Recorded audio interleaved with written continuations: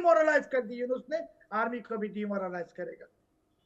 ठीक है, बने रहिए आप हमारे साथ, क्योंकि एक बड़ी खबर का रुख कर लेते हैं। बांग्लादेश की अपदस्थ पीएम शेख हसीना का बड़ा बयान सामने आया है। स्वतंत्रता विरोधी ताकतों ने अवैध रूप से बांग्लादेश पर कब्जा कर लिया है। सेक्युलर संस्कृति को नष्ट करने की कोशिश हो रही है। बंगाली संस्कृति को नष्ट करने की कोशिश क्यों हो रही है? बंगाली नववर्ष पोहेला बैशाख के अवसर पर शेख हसीना ने यह बयान दिया है। पोहेला बैशाख के अवसर पर, बंगाली नववर्ष के अवसर पर, नए साल के मौके पर शेख हसीना का बयान बंगाली संस्कृति को नष्ट करने की कोशिश हो रही है। पीके सहगल साहब मेरे साथ डिफेंस एक्सपर्ट के तौर पर जुड़े हुए हैं, मेजर जनरल रिटायर्ड पीके सहगल साहब। पीके सहगल साहब, क्या ये वाकई बात में जो शोएब चौधरी कह रहे हैं, क्या आप भी समझते हैं कि आईएसआई और पाकिस्तानी आर्मी मिलकर बांग्लादेश की आर्मी को इस्लामिक रेवोल्यूशनरी आर्मी के तौर पर बनाना चाहती हैं और एक पैरामिलिट्री फोर्स के तौर पर बना देना चाहती हैं? देखो, पाकिस्तान की तो यही कोशिश होगी, लेकिन मुझे नहीं लगता पाकिस्तान किसी भी हालत में सक्सेसफुल होगा। यूनुस को पता लगना चाहिए कि वो खुद भी एक इलेक्टेड लीडर नहीं है, पॉपुलर लीडर नहीं है। उनको अमेरिकन डीप स्टेट ने थोपा था, और साथ ही साथ चाइना और पाकिस्तान की बड़ी साजिश थी। बांग्लादेश के लोग साफ तौर पे समझते हैं क्या उनके हित में क्या है और उनके खिलाफ क्या है। वो साफ तौर पे यूनुस जो है कायम है, क्योंकि पाकिस्तान की जो बांग्लादेश की आर्मी है, उन्होंने इनिशियली उनको सरकार से सपोर्ट किया।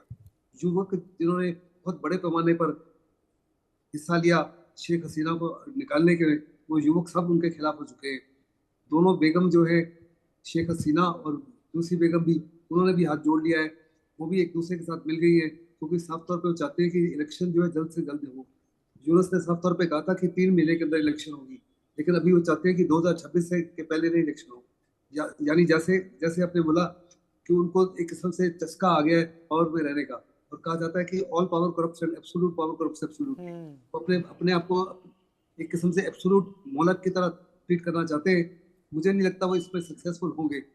वहाँ की आर्मी किसी भी दिन उनका काम तमाम कर सकती है। तो मुझे पक्का यकीन है वो किसी हालत में भी अपने आर्मी चीफ के खिलाफ इस माफी की साजिश को सक्सेसफुल नहीं होने देंगे कि वो आर्मी चीफ को अरेस्ट कर ले और आर्मी चीफ को एक किस्म से फांसी दे दे। ये फांसी दी जा सकती है only in the event of treason. अगर आप अपने आर्मी चीफ को कह रहे हो कि he is doing an act which is tantamount to treason against the nation, और नेशन की सिक्योरिटी बदतर हो रही है उनकी बदौलत, तो मैं इसको कभी भी एक्सेप्ट करने के लिए तैयार नहीं हूँ। बहुत बड़े पैमाने पर उन्होंने चेतावनी दी, एक बार नहीं बार बार, यूनुस को कि देखो जिस माफी की देश में हालात हैं वो सही नहीं है। एक ग्रुप दूसरे ग्रुप के खिलाफ हो रहा है, एक पार्टी दूसरे पार्टी के खिलाफ हो रही है। बहुत बड़े पैमाने पर आप माइनॉरिटीज के साथ गलत कार्रवाई कर रहे हो, पूरी दुनिया उसको कंडेम कर रही है। ट्रंप सरकार आने के बाद डीप स्टेट से जो सपोर्ट था वो बंद हो चुका है। तुलसी गबार्ड भाई उन्होंने साफ तौर पर कहा है कि वहाँ बहुत बड़े पैमाने पर हिंदुओं के खिलाफ, बुद्धिस्ट के खिलाफ, क्रिश्चियन के खिलाफ जो कार्रवाई हो रही है उसको हम एक्सेप्ट नहीं करेंगे।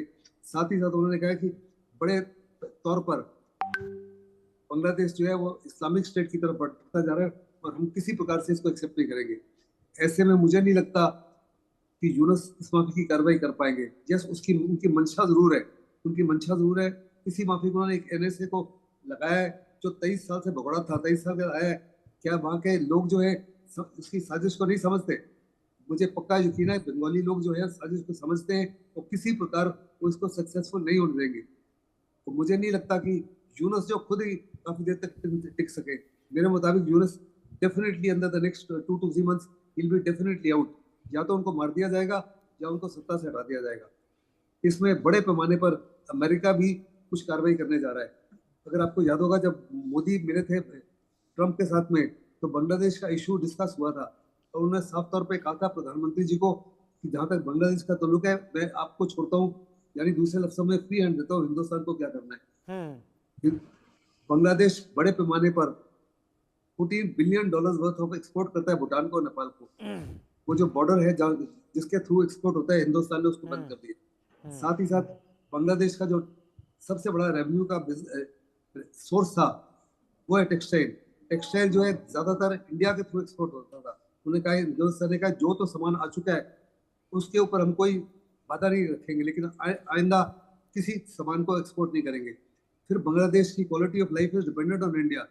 बिजली हिंदुस्तान से जाती है, गैस और ऑयल हिंदुस्तान से जाता है, और हिंदुस्तान ने आहिस्ते आहिस्ते इनके, हम बांग्लादेश के लोगों को नहीं पनिश करना चाहते, लेकिन उस सरकार को पनिश करना चाहते हैं जो वास्तव में देश विरोधी सरकार खड़ी हो। और उस सरकार का लीडर मोहम्मद यूनुस कुछ ऐसी हरकतें कर रहा है जो भारत को लगातार उकसाने वाली हैं।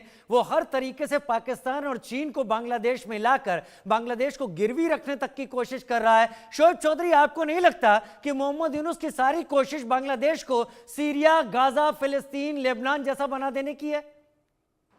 मैंने तो बहुत पहले से कह रहा हूँ राजीव भाई कि यूनुस को भेजा ही है बांग्लादेश को ये इराक या लीबिया या सीरिया या लेबनान की तरह करने के लिए, बांग्लादेश को तबाह करने के लिए। और पाकिस्तान तो 71 में जो हार गई हमारे साथ जंग में, हम भारत के साथ जो समझौता लेके जो जंग की पाकिस्तान के खिलाफ, उसमें जो हार गई उसके बदला लेना चाहते हैं पाकिस्तान अभी, और वही बदले में बांग्लादेश को पूरी की पूरी बर्बाद करेगा। और वो बर्बादी में शामिल हो गई यूनुस की। यूनुस तो बांग्लादेश की नागरिक ही नहीं। ये खलीलुर रहमान 23 साल के बाद बांग्लादेश से आया, 23 साल जो विदेश में थे, कौन सा पासपोर्ट लेके थे किसी को पता नहीं। So all foreigners are coming to this country जिनके इसके देश के लिए कोई प्यार नहीं, मोहब्बत नहीं। ये सब मार्सेनरीज हैं, पूरे के पूरे मार्सेनरीज, पाकिस्तानी आईएसआई की मार्सेनरीज, चीन के मार्सेनरीज, अमेरिकन डीप स्टेट के मार्सेनरीज, सब मिलकर देश को बर्बाद कर रहे हैं। और वाकरुज़्ज़मान, हमारे बहुत दुख हो रहा है कहने में कि हमारे जनरल वाकरुज़्ज़मान आर्मी चीफ होने के नाते ये सब अब तक टॉलरेट कर रहे हैं, वो क्यों एक्शन नहीं ले रहे? मैं तो कह रहा हूँ, फिर से कह रहा हूँ, वाकरुज़्ज़मान साहब ये शो देख रहे, उनको कह रहा हूँ कि अगर आप एक्ट नहीं करेंगे अभी आपको